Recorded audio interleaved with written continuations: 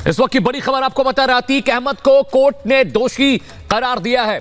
इस वक्त की बड़ी खबर आपको बता रहे हैं, अतीक अहमद को एमपीएमएलए कोर्ट ने दोषी करार दिया है। कुछ ही वक्त में अब सजा को लेकर ऐलान हो सकता है। प्रयागराज कोर्ट का बड़ा ऐतिहासिक फैसला, अतीक अहमद माफिया डॉन अतीक अहमद को दोषी करार दिया गया है। तो ये बड़ी खबर इस वक्त की, उमेश अपहरण केस, ये पूरा मामला जिस पर लगातार तस्वीरें हम आपको दिखा रहे हैं और जो जानकारी इस वक्त मिल रही है, अतीक अहमद दोषी करार दिया गया है। उमेश अपहरण केस मामले में 2006 का ये पूरा मामला, प्रयागराज कोर्ट का बड़ा फैसला इस वक्त आया है जिसमें दोषी करार दिया गया है। और अब ये देखना होगा अमित कि क्या यहाँ पर सजा दी जाती है, क्या उम्र कैद यहाँ पर दी जाती है या फिर फांसी की सजा यहाँ पर होती है। क्योंकि जहां तक उमेश पाल के परिवार की बात करें, उनकी मां की बात करें, उनकी पत्नी की बात करें, तो उन्होंने ये कहा कि अब उनमें इतनी ताकत नहीं बची है कि वो केस ही लड़ते रहें।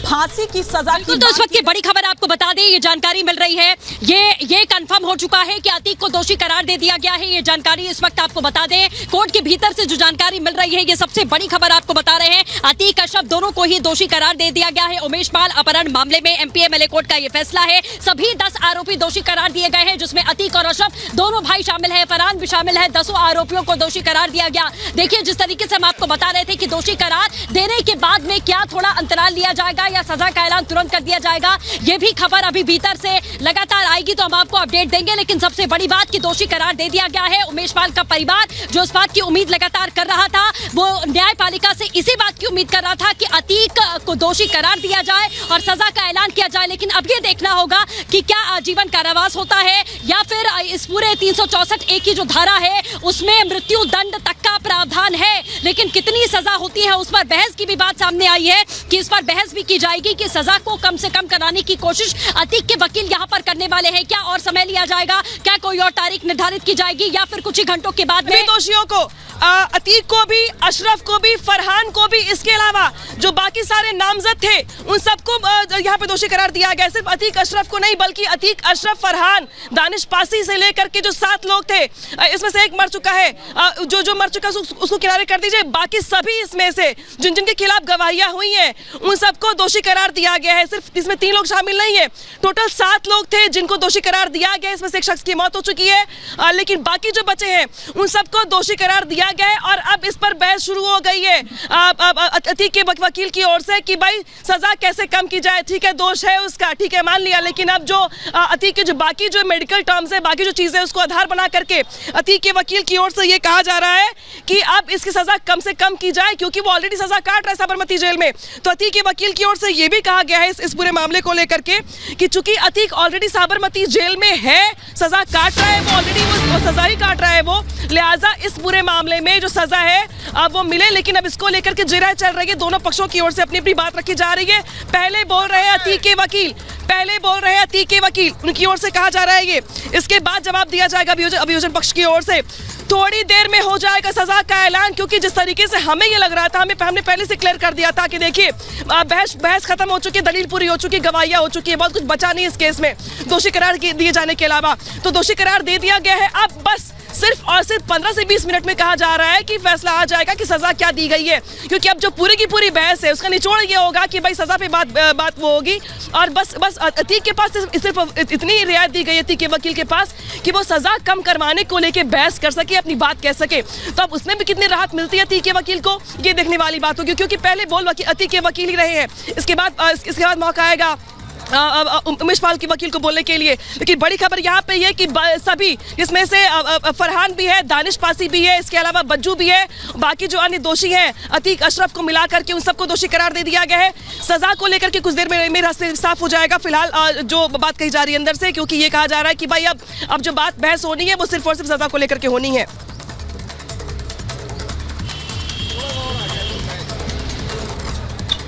बिल्कुल अनामिका, लगातार आप जो जानकारी दे रही हैं, 10 आरोपियों को दोषी करार दिया गया, किन धाराओं में अब सजा का ऐलान होता है ये देखने वाली बात होगी। लगातार हम टॉप एंगल से भी तस्वीरें दिखा रहे हैं, देखिए मुस्तैदी बढ़ती नजर आ रही है कोर्ट में। नरुदेश्वर आपको तस्वीरें दिखा रहे हैं, ये एमपीएमएलए कोर्ट है और जहां देखिए पुलिसकर्मी जो पहले सीढ़ियों पर थे वो नीचे आ चुके हैं, वापस वो वैन के पास पहुंच गए, जिस वैन से अशरफ को लाया गया था उस वैन के पास पहुंच गए। तो थोड़ी मुस्तैदी यहाँ बढ़ती नजर आ रही है, क्योंकि कभी भी सजा का ऐलान अब संभव है। जो अंदर खाने से जानकारी मिल रही है, लगातार अंदर खाने से जो जानकारी छनकर आ रही है ये यही कि 10 जो आरोपी है, कुल 11 थे, एक की मौत हो गई, 10 आरोपी दोषी करार दिए गए हैं उमेश पाल अपहरण मामले में। 2006 का ये मामला जिसमें 2007 में केस दर्ज हुआ था और अब उसमें फैसले की घड़ी आ चुकी है क्योंकि दोषी करार दिया गया, यानी आरोपी से अभियुक्त बन चुका है अतीक अहमद। अब पहला ऐसा मामला जिसमें गले तक आ गई है अतीक अहमद के, और अब क्योंकि सजा का ऐलान कुछ ही देर में होगा तो किन धाराओं में है सजा होती है ये देखने वाली बात होगी। लेकिन बहुत भारी भीड़ आप कोर्ट परिसर के बाहर भी देख रहे हैं, अंदर भी देख रहे हैं, मुस्तैदी काफी बढ़ती नजर आ रही है। 12:44 हो रहे, 12:30 बजे करीब ये पूरा मामला हियरिंग शुरू हुई थी। और अब क्योंकि कहा जा रहा है कि दोषी करार दिया गया तो कभी भी सजा का ऐलान हो सकता है, सजा का ऐलान हो सकता है। वो दुर्दांत अपराधी अशरफ अहमद, अतीक अहमद, जो अपने खौफ के लिए प्रयागराज में जाने जाते थे, पूर्वांचल में जाने जाते थे, उनके जो गुनाह हैं उसका हिसाब करने का वक्त अब आ चुका है क्योंकि ये जो धाराएं लगाई गई हैं ये अपहरण की धाराएं, और इसमें लेकिन 2 धाराएं ऐसी हैं, अगर 120B और 364A का जिक्र हम करें तो ये वो 2 धाराएं ऐसी हैं जिसमें कहीं ना कहीं अब पूरी तरह से दिक्कत बढ़ जाएगी। और सिर्फ यही मुश्किल नहीं बढ़ेगी बल्कि अगर ये समझे हम कि अब उमेश पाल हत्याकांड में भी जांच होगी तो उसमें भी पूरा मामला अब इनके खिलाफ ही जाने वाला है और मुसीबत बढ़ने वाली है। तो साफ तौर पर देखिए अब कभी भी सजा का ऐलान हो सकता है। काउंटडाउन शुरू हो चुका है,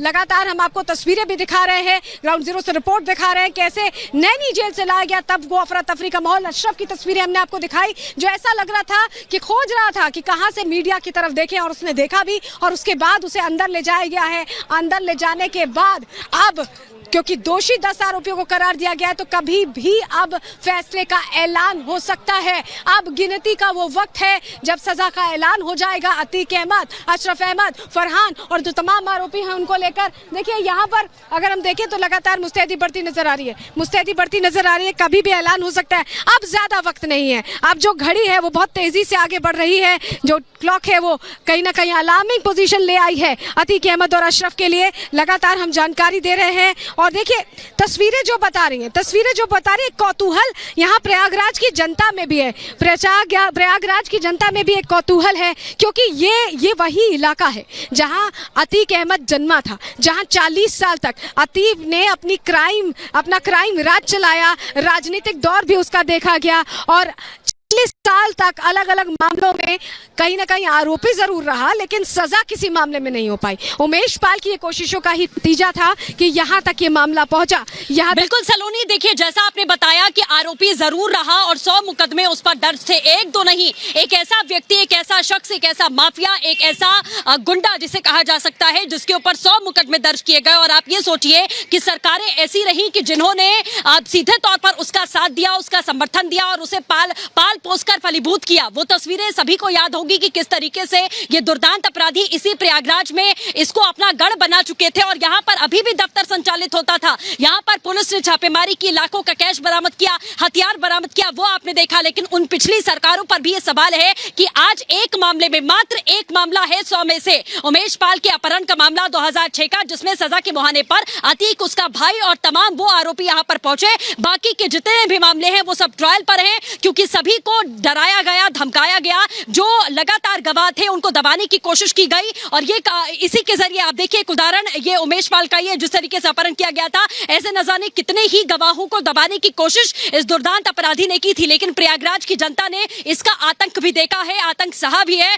और आज उसी प्रयागराज की धरती पर वहीं पर आपने ये देखा है कि किस तरीके से अतीक को गाड़ियों में पुलिस के चक्रव्यूह के साथ यहाँ पर लाया गया और उसे कोर्ट में पेश किया गया है, दोषी करार दे दिया गया है। अतीक, अशरफ और साथ में जितने आरोपी थे सभी को, जो इस दुनिया में नहीं है उनकी बात अलग, लेकिन जो है उन सभी को दोषी करार दे दिया जा चुका है। ये जानकारी आपको बता दें। और अनामिका, जैसा आप बता रही थी कि किन किन धाराओं में आखिरकार सजा हो सकती है और क्या थोड़ा सा गैप लेने के बाद में सजा का ऐलान होगा, आधे घंटे का समय बताया जा रहा था कि उसके बाद सजा का ऐलान आज पूरी तरीके से संभव है।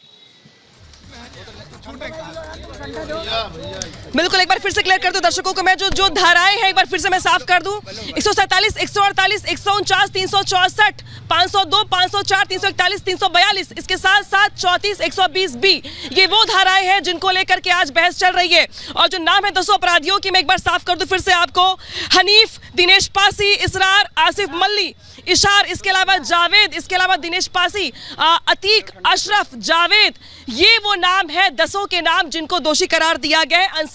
अंसार बाबा जिसको कहा जाता था, निकनेम था उसका बाबा लोग उसको बुलाते थे।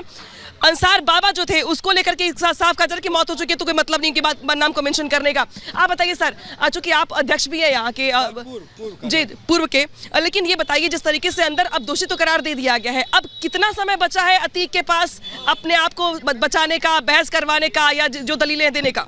दोषी करार दिए जाने पर सजा का ऐलान होगा। उसके बाद इनके अतीक या अपराधी जो हैं मुलजिम, उनके अधिवक्ताओं को समय दिया जाएगा कि उस पर सजा के बिंदु पर बहस करें। फिर उस पर बहस होगी, फिर सरकारी वकील या उमेश पाल के जो और प्राइवेट वकील हैं वो अपने अपने पक्ष रखेंगे कि इनको फांसी दी जाए या उनको आजीवन किया जाए, जो भी हो, दोनों पक्षों की दलील होगी। उसके पर बहस तो खैर लगभग शुरू हो चुकी है। ये कहा जा रहा है कि भाई कुछ देर में सजा पे बहस नहीं शुरू हुई, नहीं सजा अभी हुई नहीं। अभी मतलब दोषी करार दिए जाने के बाद जो बाकी जो प्रोसेस है उसको, हाँ, उस पर प्रोसेस चल रहा है। तो अब जज साहब पूरी फैसला लिखाएंगे कि उनको कस्टडी में लिया जाए, सब लॉकअप में, यानी कि कस्टडी में चले गए, कस्टडी में चले जाएंगे। उसके बाद फिर जो है जज साहब अलग अलग धाराओं में अलग अलग सजा सुनाएंगे। मतलब अलग अलग धाराओं में, तो फिर तो एक दर्जन धाराएं हैं ना यहाँ पर। आप बताइए सर, जिस तरीके से अंदर चल रहा है, ये बड़ा मौका आप लोगों के पास भी, चूंकि आप लोग वकील है, इसी पेशे में आपने बहुत लोगों को देखा होगा, लेकिन अतीक थोड़ा अलग है उन बाकी सबसे, क्योंकि पहला मौका है उसके लिए जहाँ पे दोषी करार दिया गया। जी नहीं, देखिए अभी वर्डिक्ट आना बाकी है, तो मेरे ख्याल से हमको न्यायालय के वर्डिक्ट का वेट करना चाहिए, उसके बाद तब कोई ओपिनियन देनी चाहिए। बट सर दोषी करार तो दे दिया गया है ना भाई, पहली जीत तो यहाँ पर हो गई। लेट द फाइनल वर्डिक्ट कम।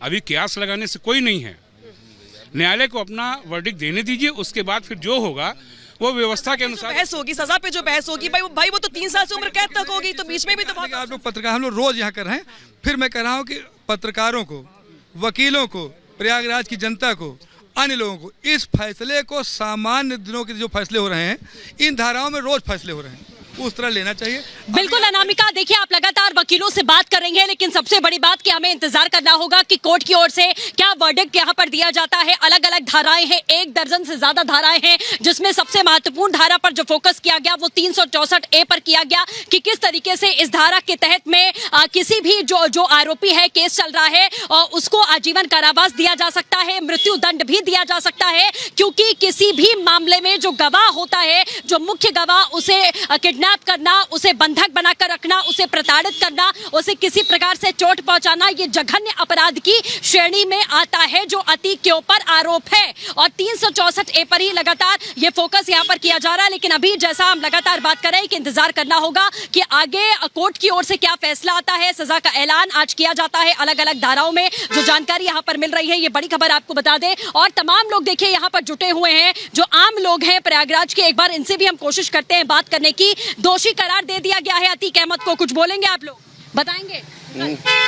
अतीक दोषी करार दे दिया गया, ठीक हुआ है, क्या लग रहा है आपको? ठीक है। आप लोग प्रयागराज के रहने वाले हैं? हाँ, अतीक अहमद को तो जानते होंगे? जी जी जी जानते हैं। क्या क्या जानते हैं अभी तक इनके बारे में? अब इनके विषय में बहुत कुछ जानते हैं, अब क्या बताएं। अपराधी तो बहुत अपराधी तो है ही है। तो आज कैसा लग रहा है कि अपराधी को सजा हो रही है? नहीं, हम लोग तो खुश हैं। हाँ। हम लोग तो खुश हैं। इससे पहले की सरकारों में तो ऐसा देखा नहीं। बिल्कुल, देखिए ये बचाती थी और क्या, पहले सरकारें बचाती थी। बचाती थी। हाँ, अब ये सरकार से बच नहीं पा रहे हैं। हाँ। इसीलिए जो है तो अब एक प्रयागराज के निवासी होने के नाते अगर आप लोग से हम जानना चाहें, कैसा लग रहा है कि प्रयागराज में ही पला बढ़ा, आगे बढ़ा, पहला अपराध यही किया और आज जेल में सजा हो रही है? जी, सजा होगी। तो देखिए ये कुछ लोग हैं जिनसे हम बात करेंगे। भाई साहब कुछ बोलना चाहेंगे? अतीक अहमद को सजा का ऐलान हो सकता है, दोषी करार दे दिया गया। हाँ, उसमें तो आ गया चैनल में कि उसको दोषी करार दे चुका है। अब कैसा लग रहा है? प्रयागराज के रहने वाले? हाँ, प्रयागराज के रहने वाले हैं। जानते होंगे आप कि कैसे इन्होंने आतंक फैलाया था प्रयागराज? अरे पूरा प्रयागराज इनसे डरता है।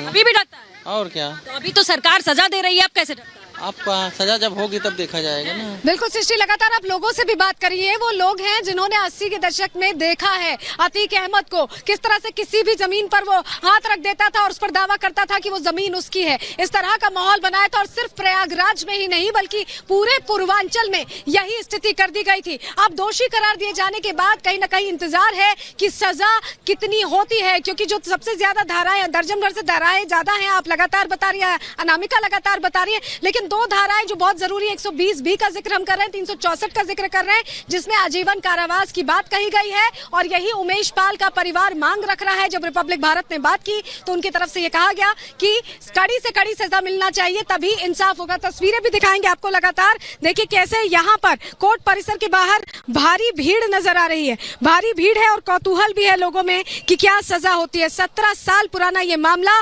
जिसमें MP MLA कोर्ट ने अतीक अहमद को अब दोषी करार दिया है। और देखिए इससे पहले नैनी सेंट्रल जेल से जैसे अतीक को बंद वैन में लाया गया, उसको लेकर भारी मुस्तैदी देखी गई। 10 किलोमीटर का ये सफर था जिसे 28 मिनट में तय किया गया। वैन में बाकायदा CCTV कैमरे लगाए गए थे, तो तमाम जो चीजें हैं वो रखी जा रही हैं, बढ़ती जा रही हैं मुस्तैदी। फैसले से पहले अतीक को सुप्रीम कोर्ट से झटका भी लगा, ये भी हमने बताया दर्शकों को, क्योंकि उमेश पाल मर्डर केस में सुप्रीम कोर्ट में अतीक ने सुरक्षा देने की अपील की थी। इस अपील को सुप्रीम कोर्ट ने खारिज कर दिया। अतीक ने कहा था कि जब तक वो उत्तर प्रदेश पुलिस की कस्टडी में है उसे सुरक्षा दी जाए, लेकिन कोर्ट ने कहा कि आप अपनी शिकायत लेकर हाईकोर्ट जाइए। इस अपील को खारिज कर दिया गया। कोर्ट के बाहर कुछ लोग, यहाँ तक कि जो प्रयागराज के लोग थे,